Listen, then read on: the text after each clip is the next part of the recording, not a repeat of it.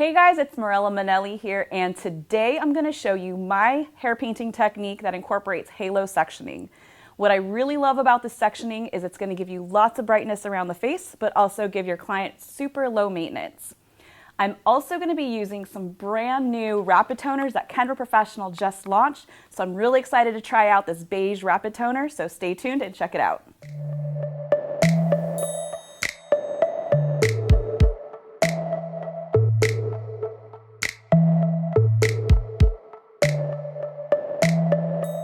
This is my model Leah, and about 2 years ago she had some previous highlights, and then about a year ago she went ahead and covered her highlights with a brown permanent shade just so she can make it look as natural as possible. So we definitely have a lot of virgin hair to work with, but we also have some previously colored hair down below. She also hasn't cut her hair in about a year, so she's definitely due for a major makeover.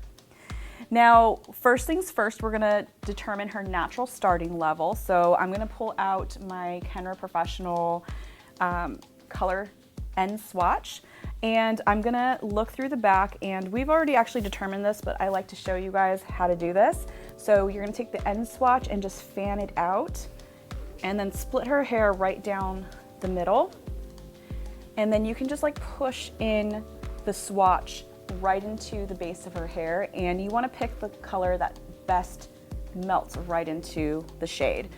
So I know she's a natural level 6, and for that reason I'm going to be using Kenra Professional Clay Lightener for all of my hair painting. But first things first, we're going to cut about 6 inches off of her hair because she really needs it. And plus I really like to build my house before I paint, so that way I know exactly where my highlights are going to live. I love dry cutting before every color service because not only can you see exactly where your hair painting or color is going to live, but you can see exactly the way the hair is going to lay with the way they normally style it. A really quick tip for dry cutting is make sure to do some point cutting, whether shallow or deep, for a nice even blend.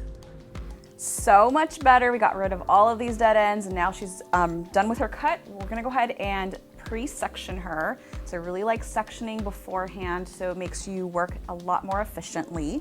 So I'm going to be doing a halo section, and I love this technique because it's going to give you lots of brightness throughout the front and around the hairline, but we're going to leave a little bit of her natural hair through the top, so it kind of halos over everything, which makes it super low maintenance for your client. So first things first, so I'm just gonna come back about 1.5 to 2 inches and then create a round section right on through the top. So you just want to create that halo sectioning, or the hair that you really want to drape over everything. So everything underneath will be a little bit sun-kissed, a little blonde, and then we'll have some of her natural brunette shade living right on top of it. And because it is a round section on a round surface, it's actually going to give you lots of diffusion and softness. So we're just going to go ahead and clip this away.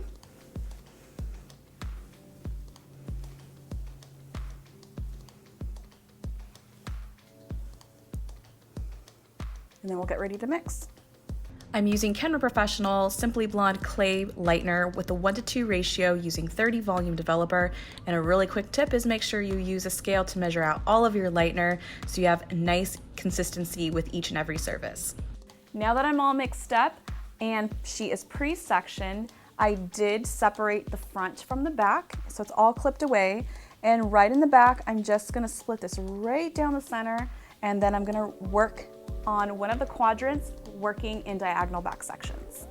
I'm starting out by taking a 1/2 inch wide diagonal back section right at the hairline. So what you want to make sure is that if you want the blonde and brightness right at the hairline, you're going to over direct the hair away from your section and continue to hair paint using nice, even, swift motions. What I find helpful is to hold my brush so it's parallel to the hair. This is gonna make sure that you're going to apply the lightener nice and evenly and not to under or oversaturate. Just keep in mind that if you oversaturate, you're gonna create a little bit more brightness, and if you undersaturate, you're gonna get a little bit of lightness and maybe not as much as you'd like. For my next section, I'm gonna take another 1/2 inch wide diagonal back section, but this time I'm gonna paint the top side of the hair instead of the underside, because now I want the brightness to live on top, so that way you can really see it if she were to wear her hair down. Now what you'll notice is that I'm really wanting a little bit extra brightness, especially on the exterior of my hair painting section. And I've left a little bit of depth right through the center because I'm pulling the lightener only partially up, not all the way up. So I still want to keep a little bit of her natural, probably about 4 inches or so down from her new growth. Just a really quick tip is to make sure that you really saturate those ends so that way you get a nice pop of blonde. Now for my third diagonal back section, I'm gonna switch it up just a little bit. So I'm still taking that diagonal back section, but this time I'm gonna be weaving the underside of this section. I'm doing this in order to create extra depth. So just keep in mind that you don't have to hair paint every single piece of hair that lands in your chair. You can definitely leave out some brown or some of their dark or some of their natural. And what this is gonna do is help give you that pop of blonde or that contrast that you're desiring. If you were to hair paint every single piece of hair, you're actually gonna get a very blended effect. And we don't really necessarily want her to look all blonde all over. We still want her to look brunette, but very sun-kissed. Now for my very last section, I'm taking the remaining hair down, still weaving that under section so that way I still have some depth and contrast. But this time, to finish it off, I'm gonna be doing a 1/2 V. So I'm just gonna paint on the exterior on the right-hand side since I'm working on the right back section, and I'm gonna bring that V down just a little bit towards the center. So what you'll notice is that when I'm all done in the back, I'm actually gonna finish off the exact same way, but opposite on the left-hand side. So I'll have my other half of my V marrying right into the center. Now the back is completely done. It took me about 15 minutes, and you can see here where I finished on the right side where this V section is coming down. It's a 1/2 V. I married it with the other side, which it's another 1/2 V. So you have this really large V, and she's gonna have nice pops of blonde, kind of close up towards where the halo section is at. I'm really, really excited to get started on the front. Now for the front hairline, I'm just gonna take about a 1/2 inch section diagonal back and clip away the remaining hair so I have a nice clean working space. I'm then gonna hold the hair completely away from her face, very much like that very first back section, how I started. I'm then gonna hair paint the entire section because I want a lot of brightness, especially around the hairline. That's really the purpose of this technique. Although if you really wanted to have more depth on the underside, you would hair paint on the top. But this is gonna allow for all of that blonde to live right on her hairline. So that way if she were to wear her hair back in a ponytail, you're gonna see lots of brightness. For her next section, I'm gonna take another diagonal back section, but instead of hair painting the top, I'm still gonna paint on the underside. So the reason for this is because, again, we're working on this hairline, and typically people have a lot more finer hair texture right at the hairline, and I just wanna make sure that she has enough blonde. Now, because my client typically wears her hair either down the center or on the side, I'm gonna go ahead and treat her as if she parts her hair down the center all of the time. So I'm just gonna separate the very top section utilizing the arch of her eyebrow and then weaving the underside of my very last section, again, to create that depth, especially around the face since we have those two back-to-back hair painted pieces on her hairline. I'm then going to hair paint the top of this section because this is where the hair typically lives down, framing her face. and we really still want to see some pops of blonde. And I'm really focusing on creating that half V section so it looks nice and seamless. Because if you see or notice the section that we finished with in the back, the hair painting piece is living on the exterior. So this is actually going to look really beautiful once the hair is married together and living where it normally does when she styles it. Now I got both of the right and the left section completely done, and I did leave just a little bit of a center section here because she does part her hair right down the middle. So kind of following what I did through the hairline on each of the sides, I'm going to be doing the same thing, holding the hair right on up and hair painting right along the hairline, so that way she has a nice pop of blonde, especially when she pulls her hair back for a ponytail. Now once you're done hair painting the hairline, I personally like to weave out just a really small section of hair to create a little bit of depth, because I do primarily want her to be brunette with a sun-kissed feel. But if you want that extra pop of blonde right at the hairline, you most certainly can add more hair painting back to back. Just keep in mind this is your canvas, and where you paint is exactly where you're going to see that pop of blonde. Now for the very final section right at my halo, I am going to hair paint the very top section because this is where the hair starts to drape over, and this still allows me to have that depth on the underside. So now I'm completely done applying all of the clay lightener throughout her halo section. So now we're just gonna process, and we'll check her in about 25-30 minutes. So after about 30 minutes of room temperature processing, her hair lifted to a nice level 8, which I absolutely love. And I'm shampooing her out with Kenra Professional, Kenra Platinum Snail Shampoo and Conditioner, which I really love because it's super hydrating and perfect for right after any lightening service. Now before I get ready to put on any toner to her hair, I really love using porosity equalizing spray before all of my toning services. And what this porosity equalizing spray is, it's a 4.5 on the acidic scale, so it helps even the porosity of the hair, allowing for even color absorption throughout each of the strands. Now for her final glaze, I'm using the brand new Rapid Toners in beige in a 1:2 mixing ratio with a 9 volume developer. Now I'm super excited about this Rapid Toner launch because if you've ever used any of the Rapid Toners, you know that they are simply amazing, especially the SV and VP Rapid Toners.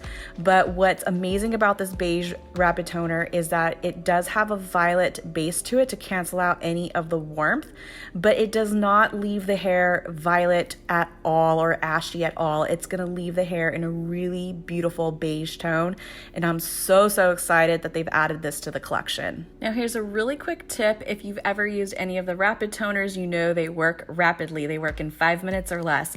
So what I really love doing is applying the Rapid Toner where I need it most, which is typically on the mids and ends, and leaving the hairline out. So I leave the hairline last to tone because that's typically a lot more supple hair and it's typically a little bit more porous.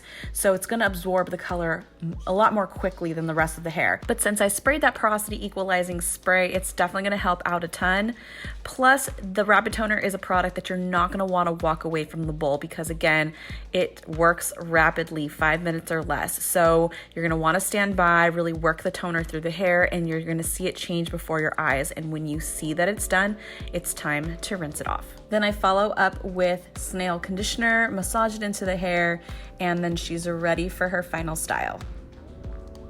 All right, so we just finished up applying her toner, and I absolutely love the results that the Beige Rapid Toner gave her.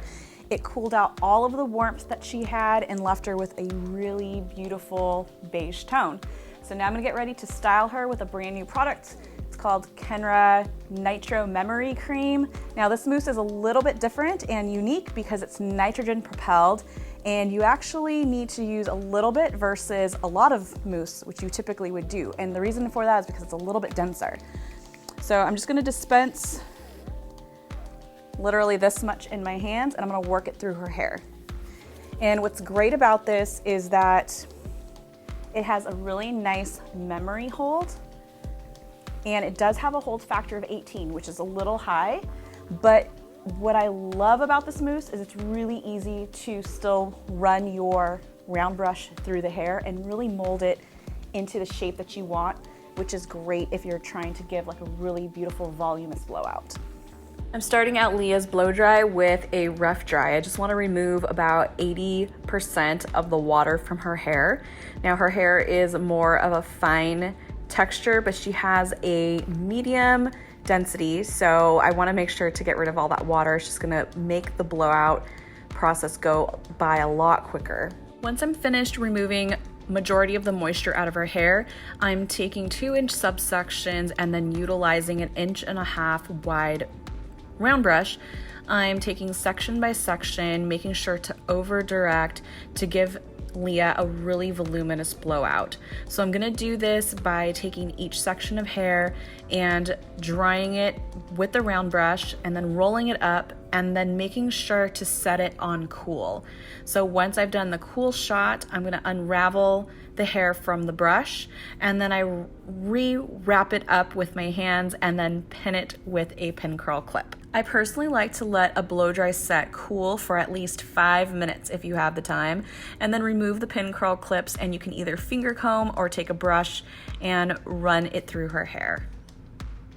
All right, so here's the final result of our halo sectioning technique using everything Kenra Professional. And just to recap, we used Kenra Professional Clay Lightener with 30 volume, and we processed her for about 30 minutes. And then we did her final glaze and toner with the new Rapid Toners in Beige for just 5 minutes. And then to finish off her style, we used the brand new Nitro Memory Cream, which gave her a really voluminous blowout. So I really hope you enjoyed this video tutorial. And if you did, give it a thumbs up, subscribe, and comment down below with any questions you may have. And until next time.